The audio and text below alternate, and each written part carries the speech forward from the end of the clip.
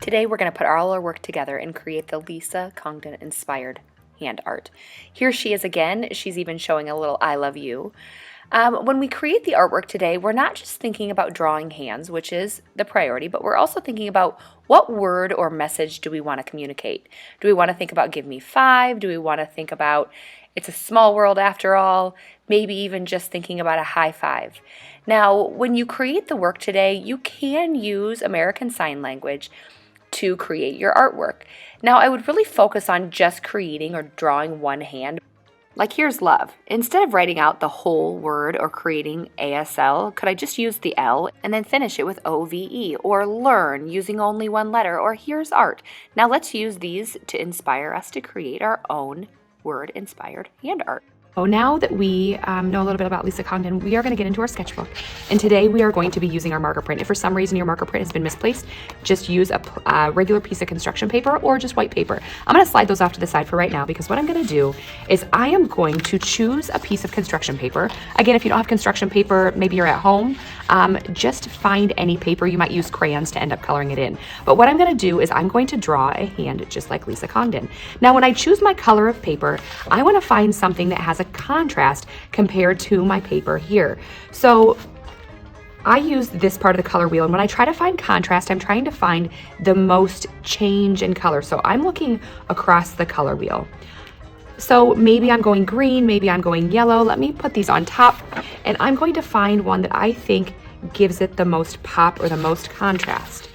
I think I like the yellow. The green has a really good pop, but green just to me is not my favorite. That one anyway. So I'm gonna put those off to the side, and here's what I'm gonna do next. I am going to decide how I want to create my work. Last time we were together, we worked on these sketches. I was thinking about it, and I think I wanna do a peace sign.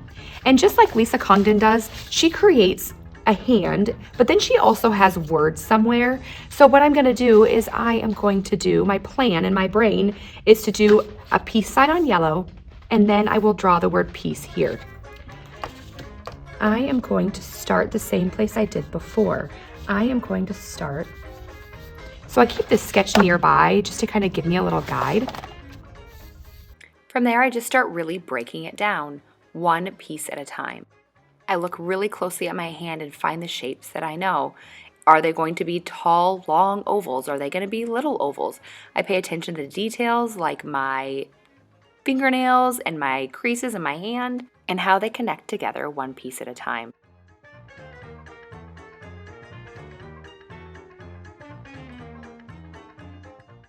I do some finishing touches, and then I'm ready to go ahead and pull out scissors and cut.